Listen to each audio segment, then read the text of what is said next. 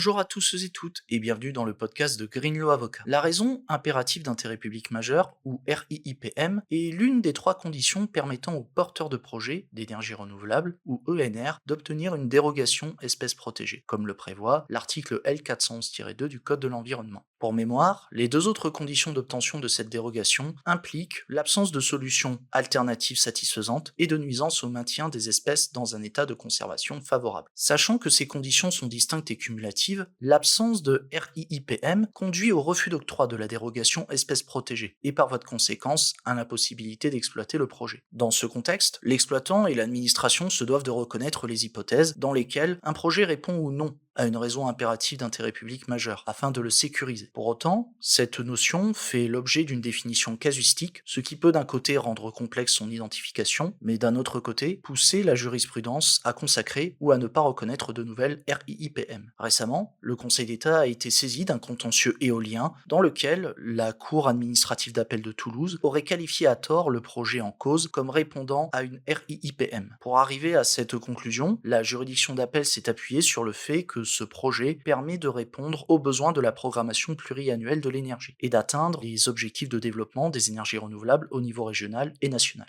Néanmoins, dans sa décision du 9 septembre 2024, requête numéro 475-241, le Conseil d'État rejette l'analyse de la Cour, en jugeant que ces éléments ne suffisent pas à caractériser une RIIPM pour justifier l'octroi d'une dérogation espèce protégée. Pour motiver sa décision, la haute juridiction soulève que le projet éolien en cause n'apporte qu'une contribution modeste à la politique énergétique nationale pour le développement des ENR. Et ce d'autant qu'il se situe dans un département qui ne souffre d'aucune fragilité d'approvisionnement électrique et compte déjà un grand nombre de parcs éoliens. Cette affaire témoigne d'un nouveau refus pour le Conseil d'État de reconnaître une RIIPM à des projets n'apportant qu'une contribution modeste à la politique de développement des ENR. Pour des illustrations en la matière, nous vous renvoyons à sa décision du 10 mars 2022, requête numéro 439-784, et celle du 18 avril 2024, requête numéro 471-141. Et c'est ici que s'achève ce podcast. Si ce dernier vous a intéressé, n'hésitez pas à le partager, le liker, le commenter et même à vous abonner à la chaîne pour suivre nos prochains podcasts. Si vous rencontrez une difficulté en matière d'espèces protégées, contactez Maître David Deharbe, avocat spécialiste en droit de l'environnement, chez Greenlaw Avocat. Il saura vous accompagner. Enfin, pour découvrir davantage d'actualités en droit public et en droit de l'environnement, nous vous invitons à consulter les blogs de Greenlaw et de Public Law. Au revoir.